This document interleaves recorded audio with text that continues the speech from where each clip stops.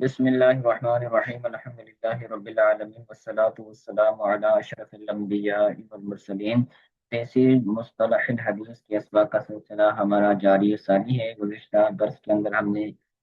حدیث متواتر، خبر متواتر کے متعلق پڑھا۔ تو ہم تک پہنچنے کے لحاظ سے خبر کی دو قسمیں ہیں، ایک خبر متواتر، پھر اس کی دو قسمیں بن گئی، متواتر لفظی، متواتر معنوی، ان کی تعریفات بھی ہم نے ڈسکس کر لی۔ آج جو دوسری قسم ہے خبر واحد، تو اس کی تعریف، حکم اور اس کی جو تعداد بنتی ہیں، قسمیں، اقسام بنتی ہیں، تو وہ بھی ہم انشاءاللہ آج کے سبق کے اندر گفتگو کریں گے۔ فرماتے ہیں خبر الاحاد، خبر واحد، تعریف ہو لغتاً الاحاد جمع احد بمعنی الواحد، کہ احاد یہ واحد کی جمع ہے، احد کی جمع ہے، احد بمعنی واحد یعنی ایک کی جمع ہے۔ احد کو، احد کی جمع احاد ہے، اور احد یہ واحد کی معنی میں ہے۔ وخبر الواحد هو یرویہ شخص واحد، خبر واحد وہ خبر ہوتی ہے کہ جس کو ایک شخص نے روایت کیا ہو، یعنی کسی بھی طبقے میں، سند کے کسی بھی طبقے میں ایک شخص راوی ہو تو اس کو خبر واحد گویا کہ کہتے ہیں لغوی طور پر۔ اور اصطلاحی طور پر وہ ہے کہ ہوا ما لم یجمع شروط المتواتر، ہوا ما لم یجمع شروط المتواتر، کہ خبر واحد وہ ہوتی ہے کہ جس میں متواتر کی شرطیں جمع نہ ہوں۔ متواتر کی ہم نے شرطیں بیان کی، چار غالباً شرطیں تھیں، کہ ان کی جو روایت کرنے والے جو راوی ہیں وہ اتنے زیادہ ہوں کہ ان کا جھوٹ پر جمع ہونا یہ محال کا،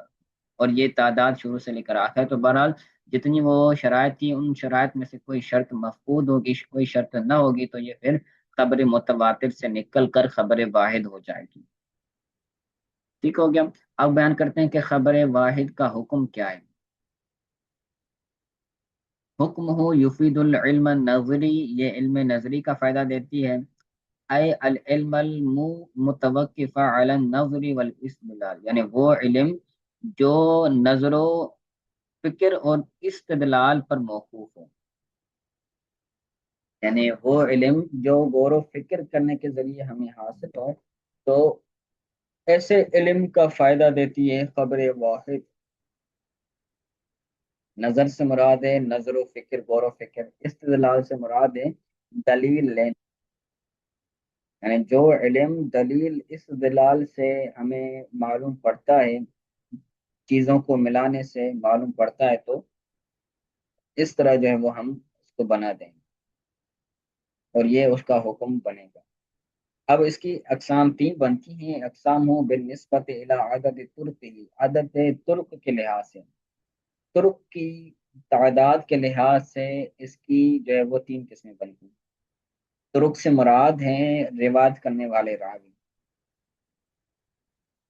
تفسیر مصطلح الحدیث میں ترک سے مراد ہوتا ہے راویوں کی تعداد۔ فرماتے ہیں یقسم خبر الاحاد بالنسبت الى عدد ترکہ الى ثلاثت اقسام، خبر احاد کو تقسیم کیا گیا ہے عدد ترک کے اعتبار سے، بالنسبت الی عدد ترکہ کا مطلب ہے اس کے تعدد ترک کے لحاظ سے خبر واحد کو تین اقسام کی طرف تقسیم کیا گیا، یعنی خبر واحد کی تین قسمیں بنتی ہیں عدد ترک کے لحاظ سے۔ پہلی قسم ہے مشہور، دوسری قسم ہے عزیز، تیسری قسم ہے غریب۔ وَسَأَتَكَلَّمُ عَلَى كُلٍّ مِّنْهَا بِبَحْثٍ مستقل، میں عنقریب کلام کروں گا، مصنف علیہ رحمہ فرماتے ہیں کہ میں عنقریب کلام کروں گا ان میں سے ہر ایک پر مستقل بحث کے طور پر، مستقل بحث کے ساتھ میں ان میں سے ہر ایک پر کلام کروں گا، یعنی ان تینوں قسموں میں سے ہر ایک پر آپ کلام فرمائیں۔ پہلی حدیث ہے مشہور، خبر مشہور، اس کی تعریف بیان کرتے ہیں، ہوا اسم مفعول من شہرت الامر اذا اعلنته واظہرته وسمی بذلك لظہوره، وہ اسم مفعول کا صیغہ ہے، مشہور اسم مفعول کا صیغہ ہے، لغوی طور تعریف اس کی بیان کریں، اسم مفعول کا صیغہ ہے شہرت الامر سے، شہرت الامر کا مطلب ہے معاملہ مشہور ہو گیا،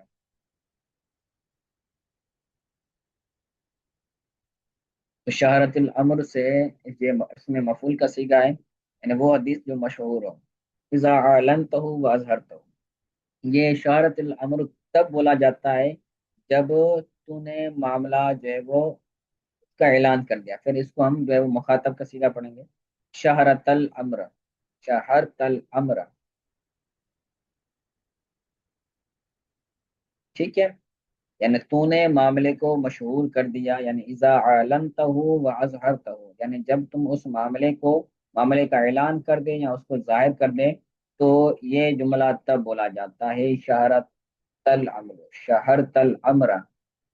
ٹھیک ہے، وسمیہ بذالک لظہوری، اور اس کو اس نام کے ساتھ موسوم کیا گیا اس کے ظاہر ہونے کی وجہ سے، حدیث مشہور کو مشہور اس لیے کہا جاتا ہے کیونکہ وہ حدیث ظاہر ہوتی ہے، مشہور ہوتی ہے،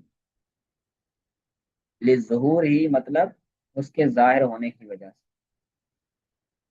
اب اس کی تعریف بیان کرتے ہیں اصطلاحی کہ ما رواہ ثلاثۃ فاکثر فی کل طبقۃ ما لم یبلغ حد حد التواتر، کہ اس کو تین سے زیادہ راویوں نے روایت کیا، ما رواہ ثلاثۃ، جس کو تین سے زیادہ راویوں نے روایت کیا، اور ہر طبقے میں، روایت کے مختلف طبقات ہوتے ہیں، اور ہر طبقے میں وہ حد تواتر کو نہ پہنچیں، یعنی وہ جو تعداد ہے وہ تعداد حد تواتر کو نہ پہنچیں، وہ تین سے زیادہ تو ہوں رہتے ہیں، لیکن اتنی زیادہ نہ ہو کہ جتنی تعداد حدیث متواتر کے راویوں کی ہوتی ہے اتنی تعداد نہ ہو، اگر اتنی تعداد ہوگی تو پھر وہ متواتر ہو جائے گی، ٹھیک ہو گیا، تو تین طبقات ہوتے ہیں، تین طبقات سے زیادہ بھی ہوتے ہیں راویوں کے، جیسے ایک حدیث پاک ہے اس کو کسی نے روایت کیا، صحابی نے، تو صحابی نے روایت کیا اس حدیث کو، تو اس صحابی سے پھر جو ہے وہ کسی نے روایت کیا، کسی تابعی نے، تو صحابی نے روایت کیا، یہ ایک طبقہ ہو گیا، تابعی نے روایت کیا، یہ دوسرا طبقہ ہو گیا، تابعی کے بعد تبع تابعی نے اس سے روایت کیا، تبع تابعی نے روایت کیا، تو یہ تین طبقے ہو گئے، تو آگے مزید بھی طبقات بن سکتے ہیں، تو فرماتے ہیں ہر طبقے کے اندر اتنے زیادہ راوی ہوں، یعنی تین سے زیادہ راوی ہوں اور اتنے زیادہ راوی نہ ہوں کہ وہ حد تواتر کو پہنچیں، تین طبقات کے اندر زیادہ ہی راوی ہوں لیکن حد تواتر جتنے راوی نہ ہوں، تو اس کو حدیث متواتر کہا جاتا ہے، طبقات کا کانسیپٹ بھی میں نے جو ہے وہ عرض کر دی، آگے اس کی مثال بیان کرتے ہیں حدیث مشہور کی، کہ ان اللہ لا يقبض العلم انتزاعا ينتزعه، اللہ تبارک و تعالی علم کو نہیں اٹھائے گا بالکل اٹھانا، جہاں تک کہ اس کو جو ہے وہ اٹھا لیا جائے، یعنی علم کو حاصل کرنے والے جب تک نہیں ہوں گے، جب تک ختم نہیں ہوں گے تب تک علم نہیں ہوگا، ٹھیک ہے، تو یہ حدیث پاک جو ہے وہ مشہور ہے، اس کے بعد حدیث مستفید ہے، یہ بھی جو ہے وہ مشہور کی معنی میں ہی استعمال ہوتی ہیں، فرماتے ہیں لغتاً اسم فاعل من استفادہ، مستفید یہ اسم فاعل کا صیغہ ہے استفادہ سے، استفادہ یہ مشتق من فاد الماء، یہ وہ فاد الماء سے مشتق ہے، وسمی بذالک لانتشارہ، اور مستفید کو مستفید اس کے منتشر ہونے کی وجہ سے کہا جاتا ہے، سمی بذالک اس کے ساتھ ہے، اس کا نام رکھا گیا اس کے منتشر ہونے کی وجہ سے، یعنی پھیلنے کی وجہ سے، فادل ماؤ کا مطلب ہے پانی پھیل گیا، جیسے پانی گلاس میں ہو یا کوئی کسی اور چیز میں ہو، تو جب وہ گرتا ہے تو پھیل جاتا ہے، تو بولا جاتا ہے کہ فادل ماؤ پانی پھیل گیا، مستفید یہ بھی اس میں فاعل مطلب پھیلنے والی، یعنی یہ حدیث پھیلی ہوتی ہے، مشہور آسان الفاظ میں یہ سمجھ۔ اور اس کی اصطلاحی تعریف بیان کرتے ہیں، اختلف فی تعریف ہی علی ثلاثت اقوال وحیہ، اس کی تعریف میں اختلاف کیا گیا ہے تین اقوال پر، یعنی اس کی اصطلاحی تعریف میں تین قول ہیں۔ وحیہ مرادف المشہور، پہلا قول یہ ہے کہ یہ مشہور کے مرادف ہے، یعنی جو حدیث مشہور تھی جو اس کی تعریف ہے وہی حدیث مستفید کی تعریف ہے، یعنی جس کے اندر متواتر کی شرائط ہے،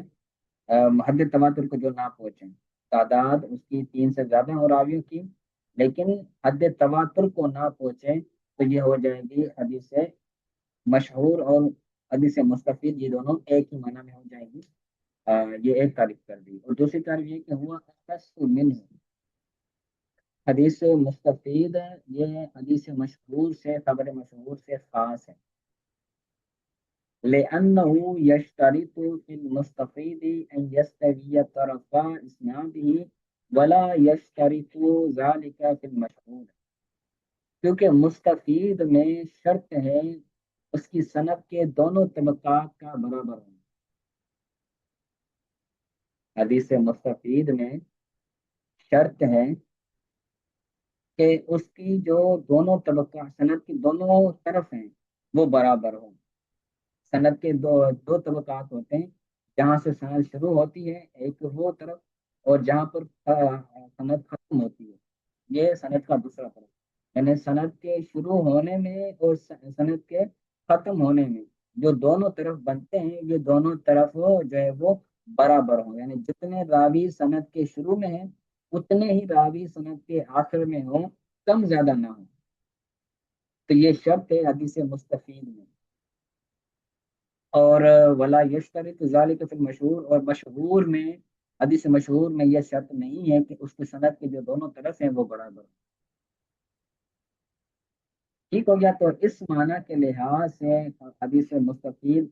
خاص ہو جائے گی اور حدیث مشہور یہ عام ہو جائے گی۔ اور تیسری جو شرط ہے وہ اس کے برخلاف یعنی برعکس ہے، ہوا اعم منہ ہے عکس القول الثانی، تیسرا قول ہے کہ خبر مستفید خبر مشہور سے عام ہے، اعم منہ، خبر مستفید خبر مشہور سے عام ہے۔ یہ جو منہ ہے، منہ کے اندر ضمیر ہے، دونوں کے اندر اس سے مراد ہے خبر مشہور، یعنی عکس القول الثانی، یعنی دوسرے قول کا عکس ہے، یعنی پہلی قول کے اندر جو دوسرا قول ہے، دوسرے قول کے اندر کیا تھا کہ حدیث مستفید کے اندر شرط قرار دی تھی کہ اس کی سند کے دونوں طرف جو ہے وہ برابر ہوں، سند کی ابتدا سند کی انتہا کے اندر راوی برابر ہوں، یہ شرط تھی حدیث مستفید کے اندر۔ تو اس کے برعکس اگر ہم بنا لیں تو پھر ہوگا کہ حدیث مشہور کے اندر یہ شرط ہے کہ اس کی سند کی دونوں طبقات، سند کا آخر اور سند کا شروع یہ برابر ہوں، سند کا آخر اور سند کا شروع، ابتدا اور انتہا یہ دونوں برابر ہوں، اس کے اندر جو ہے وہ کمی زیادتی نہ ہو، یہ حدیث مشہور کے اندر بھی شرط۔ ولا یشترط فی ولا یشترط ذلک فی المستفید، ہم کہیں گے، اور مستفید کے اندر یہ شرط نہیں۔ تو اس قول کو ہم الٹ کر دیں گے تو یہ جو ہے وہ تیسرا قول بن جائے گا، پھر جو حدیث مشہور ہے وہ خاص بن جائے گی، اور جو حدیث مستفید ہے وہ عام بن جائے گی، عام بن جائے گی۔ ٹھیک ہو گیا، چلیں آگے حدیث مشہور کی جو ہے وہ قسم بیان کرتے ہیں، تو وہ انشاءاللہ تعالی ہم اگلے درس کے اندر پڑھیں گے۔ کوئی بات سمجھ نہیں آئی تو پوچھ لیجیے۔